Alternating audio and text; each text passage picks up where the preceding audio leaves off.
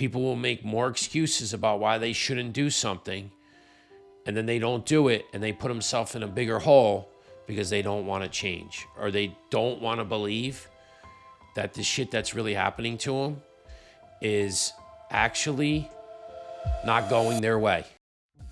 Welcome to another episode of Kaizen Kast, Small Steps, Big Changes. I'm your host, DelVecchio. Today I want to share with you basically what I was doing, or where my mind was over the past week, almost 2 weeks, to kind of guide everybody that, life's just not easy, sometimes not fair. The beginning of this week, man, I was in a vicious bad mood, and I was in this vicious circle of anxiety, waking up with it. Then, as I've realized that I uncover, the anxiety turns to anger very quickly, and then I kind of lash out, sometimes at my wife, sometimes at the kids. I get to the gym, I want to hurt somebody. Like, that's how angry I get at some points. This is all truth. I will always be honest with everybody on this show. And I feel like, things happen for a reason. The beautiful thing is that my son Ty came back. He went away for a few days, but then he popped back in. It brings a little smile to my face because I get to see him too. Another beautiful thing that happened this week, my son Mason started school, and he loves his new school, so that makes me super happy. But the beginning of the week, I was stressed out. Just, again, it's always, for me, it's always financial stuff. It's always, man, how am I going to get through this day? Who do I owe money to? How come we're not making money? All things I can't control that part of it because my business is based off of Wall Street, and my business hasn't made money in 3 years. And I just got to keep grinding and keep sharing and keep doing what I'm doing. But it's emotionally and physically exhausting sometimes. And the thing that bothers me the most is that I let it sometimes eat me up to the point where the thing that makes me happy is doing this podcast. And there's times where, like, I was ready to quit, which I'll never quit. It kind of made me think that I'll never quit, because I actually walked into the gym with my son yesterday, and a young gentleman in his late 20s follows me and listens. And the first thing he said was, "I love your podcast." And then I walked into the gym today, and there's one of my buddies, and he's got his headphones on, and he turns his phone to me, and he's listened to the last episode with Jay. So I know I'm doing the right thing, but you know what it is for me sometimes? I find myself wanting things faster than they are supposed to come. So I'll get on, my film man, Ethan, who does an amazing job. He's fucking awesome. And I'll be like, why don't we have more hits? And why aren't we getting more followers? And why? And I don't want to do what some people do and they pay for this stuff. I want this to happen organically. So I do know that it's going to take a little bit longer for us to hit these numbers that I want to hit, because I have such high goals in life. I've always been like that. But they come with some really low lows for me too, because I want things yesterday. And I have to learn that, taking our time and doing this organically is really the right way to do things, and not just like rush to it and find ways and cut corners. Because you know what I'd be doing? I'd be telling my youngest son and my youngest birth son, I would be a hypocrite because I tell them not to cut corners. So I can't allow myself to cut corners, but I also have to get my mind right. And sometimes that's really hard. Sometimes it's really, really hard for me. But thank God I have a beautiful wife that loves me, cares about me, and really understands like where I am in my own head. this week honestly was very, very frustrating. And, another thing that I've said to people before, and I said it in my story, that, I'm dealing with a lot of things. Maybe it's a little bit being lonely because I'm out of touch with what's going on with everything else in life, because I've been grinding so hard with moving and getting ready for school and trying to keep everything happy and keep everything afloat, that, I realized that I took a minute, and this is why I put this on my story about my friends. The things that have been, harping on my mind, and this is the thing that I struggle with the most, because when I get in this negative cycle, I think about all these other things that are causing negativity. And one of them is when I spoke about my friends and who my friends really were on my story, that one hit home, because it's taken 3 years for me to realize that I thought I had a lot of friends, like a lot of friends. And my friend circle is like the close circle is very, very small. And most of it's my family and a few friends. Because I look at things differently when, if I'm a friend of yours, I look at it as, it's there. I'm here to help you, especially when you're in time of need. So it's funny, as soon as all the money went away and the houses get smaller and there's no money that's being made, and I'm not traveling to Vegas and I'm not doing all this stuff, I barely get anybody that reaches out to me to see how I'm doing. Now, I understand what I do understand about life. I know better than anybody because I have 5 kids and, 2 dogs. And so we have a lot going on in our life. But in the world we live in today, to take 30 seconds, that's not even 30 seconds. It takes about 2 seconds to send a text and say, hey, how you doing? Just wanted to check in on you.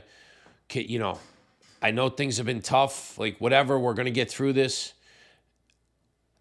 I tell my kids all the time, if you're the one that's always reaching out and they're not reciprocating, then maybe they're just not as close as you thought to being a friend as you wanted them to be. If you're the one that's always bringing up a point and they reject it, always, then maybe they're really not like-minded like you are, because you can't be wrong 100% of the time and they can't be right 100% of the time. And it goes vice versa. You can't be right 100% of the time and then be wrong 100% of the time. When you're friends with somebody and like-minded, you listen to the person and then you say, oh yeah, that makes sense. Maybe that is a good way of looking at it. Or you explain to them, perfect example, this happened to me the other day, where I put something in a text and said, I just want to clarify, if I'm wrong, I'll have somebody else back up my info to clarify, but I think I'm right. And instead of being like, okay, thank you, I'm just trying to help you with this info, instantly people want to shoot you down and be like, no, it's this, no, it's that. Why are you trying to big time me? I don't understand that. I wasn't trying to do anything to hurt you. I was actually trying to give you information to help you. So I don't really understand why people act that way. And I think this stems from my anger too, and where I was in my life for 20 plus years, that I always felt, and again, this is another thing I put in my story. I actually wrote this in a story. If you always feel like you're swimming upstream, maybe you're in the wrong fucking river, right? What I mean by that is maybe you should be in the right in the river with people that are like-minded, and you'll be swimming downstream. Because again, I got down here, and I have a lot of people that tell me I'm pretty smart. A lot of people that tell me that. It's frustrating because and then that goes back to my whole thing about friends. I wish that I had a magic wand to be like, wow, these look back on myself. I'm learning now at 52, but to look back and go, wow, maybe these people weren't as close as I thought they were, because the only thing that we really connected on, I guess, was Wall Street, making tons of money. And once you get out of their lives, and I'm not saying this in any other way to be disrespectful at all, I'm saying it because it's hurtful. It truly is hurtful. So I share this with everybody because over the past week, I struggled with the anxiety, which I've uncovered now. See, this is what I've also uncovered about the drinking, the pills, all that stuff. Everything that you do like that is to mask some kind of pain. For me, not saying that people, again, this is me or people that have addictive personalities. A lot of time there's underlying pain that we don't want to talk about and we suppress. So what do you suppress it with? You suppress it with alcohol, or you suppress it with pills or cocaine, or all three. And then it puts you in a different place, and then you're either super happy or you get super depressed, or you know what, then you just pass out and you go to bed and you wake up. But guess what? You get the same shitty anxiety. It's probably triple the amount the next day because your body's dehydrated. You put poison in your body. You're putting chemicals in there that a lot of times you don't even know what the fuck they are. So I lived in that vicious cycle for so long that I started doubting my own self, about my own self-worth, about how smart I was. To me, like, if somebody really cares, it takes 2 seconds to send a text. Two seconds. Hey, just checking in. You doing okay today? Yeah, things are good, man. Thanks. I appreciate that. That's all. That to me goes a million miles. But it's funny. I feel like over the last 3 years, it's been nothing but let me check in to see what's going on over there, or let me check in to see if I'm missing anything. But what I'm realizing is that I don't think I'm missing that much, and truthfully, it's devastating to me that I think that, like, the amount of time and what I perceive putting in as a friendship and love for people, getting back way less. And again, I do know this. Don't ever think that you're going to get the same results back from people that you give out. That's not what I'm talking about. I'm just saying, for my own self, I thought there would be just a little bit, not even like the same amount, because I know I'm over the top sometimes, and I always want to know what's going on and say hello to everybody and make sure I stay in people's lives, and I do the best I can at that, and I think I do a pretty good job of it, but almost to the point where it's actually now I'm going the other way, because now I'm like, why waste my time, effort, and energy if it's not going to be reciprocated? Those are the things that I was struggling with this week, along with finances and stuff. But you know what? I also learned that I've made a lot of changes in my life over the last 3 years, and maybe there's some people that say they're happy for me, but they're really not, or maybe they don't really give a fuck. And there's a part of me that thinks that has a lot to do with it too. And I always think what I'm learning is that this isn't about what other people think. It's about how I think. And I got to get a different mindset. And that's how the great ones win. And I think I lost that. I trained my brain to think and worry about what everybody else thought, and it should never be that. So learn from my mistakes. If you're not getting what is put in to your relationship, then whether it's a friendship, a girlfriend or a boyfriend, and you're not getting the same thing back, then it's probably not worth it. And there's a lot of people out there, it's like a shitty marriage. People make every excuse in the book to stay married because, our kids, they're going to be upset, or, we can't do it financially, so you stay miserable. You stay miserable for the whole time you're on this earth, which isn't a very long time. It's not long at all. If you put it into the grand scheme of things. Like, here's the thing. I just saw a quick TikTok. Somebody said, this gentleman said, he goes, what's the most important thing? Money? And he goes, hell no. Time. I'm 62 years old. And then he pulled out, obviously this was something that was set up, but he pulled out a long piece of paper, and he was like, from age 0 to age, as being an adult male, the average age is around 75 to 77 or 78, then you pass away. He said he was 62.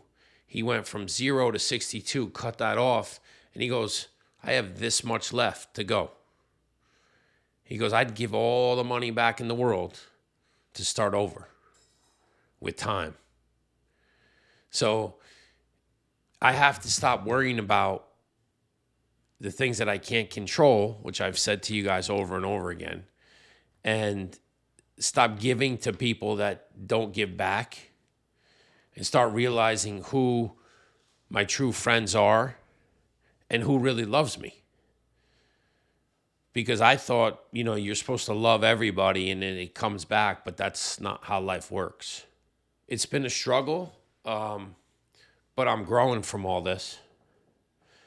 My wife told me that. She's like, you've made so many changes that you're going to have these times where you're going to, hit some barriers. I've changed everything in my life. No drinking, no pills. And here's the other thing.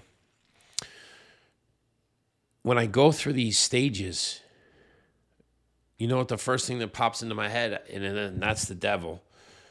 Him trying to think about all the times, and I've said this to my wife over the last week or so, numerous times. God, I used to go out party, make millions of dollars, never have a care in the fucking world, never did anything, never fucking lifted a finger, never did anything. And now I feel like I do nothing but grind, and there's nothing to show for it. But we're making changes in our life for the positive. See, that's the difference. But the devil brings me back to go back to drinking, go back to taking pills, go back to doing that stuff, because maybe you'll start making money again. I'm going to make money again. I always will. It's just been way longer than I thought it was going to be. But the difference is this time, I'm doing it with a clear head, but it's also a lot harder for me. So I think that's where God comes in, and he's like, that's where he goes, okay, this is how it's supposed to be. It's not supposed to be easy. Because if it was easy to make money all the time, then everybody would be multimillionaires, and then it wouldn't matter. There's a grind every single day, and you may come up short. But what I do know is if we put the work in and the time, that'll take care of itself. It's just some days I wake up and it's like honestly, like today, for no apparent reason, why I woke up with anxiety, I have no fucking clue. But it's something that I'm dealing with on a daily basis without any medicine, trying to do everything naturally. I'm not saying, and listen, for people out there that you have to take the medicine, that's totally fine too. But I'm trying to do things without it, because I want to beat this thing. And the other part that I've learned this week is the balance part of my life. So everything I've ever done has always been excessive. Even to the point now where I work out. I would stay in the gym 4 or 5 hours if you let me. If I had the time to do that, I would stay in there. That's where my brain is now. Because that's feeding me my positivity and my ego and all that stuff. It's just the way I'm wired. So the balance part is your health, your wealth, and your relationship. And you have to have balance in all three of those. And right now, the wealth part, and by no means am I broke. I say this all the time. It's just a little setback. But the wealth part seems to be unbalanced in my head because of how I used to make money, but it's really not that bad. And that's where I have to go with my head instead of constantly thinking about the negative. And I don't know why I do it. I know I'm not the only one in the world that does this, like thinks like this, especially when things aren't going your way. But I need to do a better job, me personally, of staying a little bit more positive on a consistent basis. I've always had it. It's even in my sports career. Like when the highs were high, they were super high. And when the lows were low, they were fucking low. And it's kind of like that's how I've always lived my life, like a roller coaster.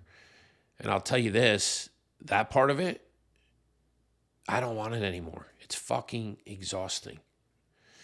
I want it to be even keel. And I don't know if it'll ever be.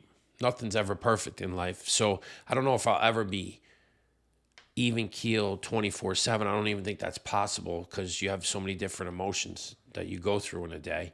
But I just hate having the frustration, the anger, and I know it's caused by anxiety, which I never knew. Again, I guess this is a positive because I'm uncovering all this stuff, which means I'm growing as a person. But I never knew that this is what I was dealing with. I didn't think anxiety. Who the fuck has anxiety? I didn't have anxiety because I just drank it away. And I never really, again, I always tell everybody this. I said this today to somebody. I've been blessed and cursed with the old wooden leg where I could drink as much and not really, well, I thought I was functioning, but not functioning like I am now. But nothing really fazed me when I did that. And I didn't really wake up with like one of those anxiety hangovers that most people get. But I guess because I drank a lot, it probably just never really, the anxiety never kicked in. And if it did, then I would actually go have a drink and I'd be like, oh, I feel better. That's insane. Like that was a one-way ticket to death. And I think there's a lot of people out there that go through that feeling. And then you can't get out of that vicious cycle. So then you have to make changes in your life. And you know what people hate doing? Making change. That's one of the hardest parts that we live in on this earth. I think, even when you're moving from house to house, that's a change. Bigger, smaller, whatever, it doesn't matter. Different states, it's a change.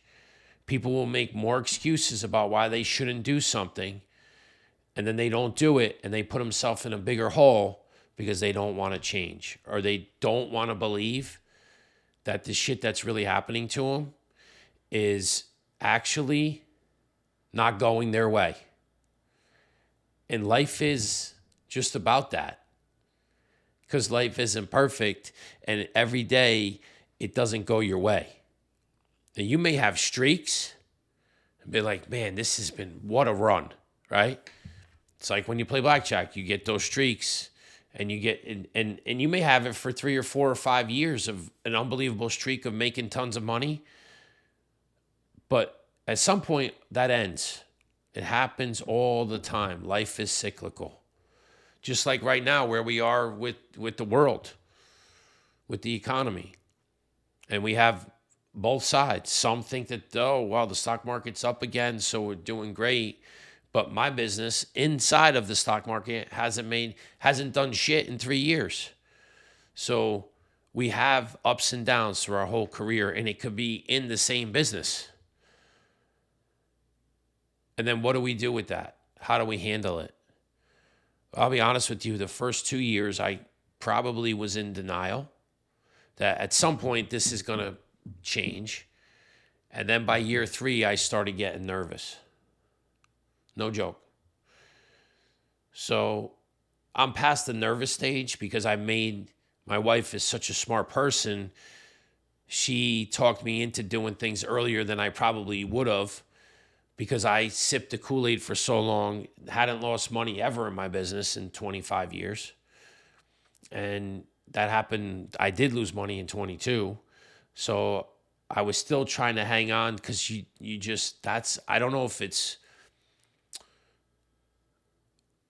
a guy thing that with our ego, because we want to make things right and we've seen the success, so we don't want to let go of this stuff. Or if it could be a woman too. I mean, they could be having success in their business and then all of a sudden shit changes and you don't want to let go, and then you're in bigger trouble. But thank God she's in my life because she helps me make smarter decisions when the times get really tough. That's super, super important for everybody to understand that, like, you need somebody in your life that you can lean on, just like she leans on me for a bunch of stuff. When times are getting tough, and I'm like, babe, this is all going to be okay. We're going to get through this. But there's many a times that I'm leaning on her shoulder. No joke. No fucking joke. That I need her support. I don't need her to be my mom.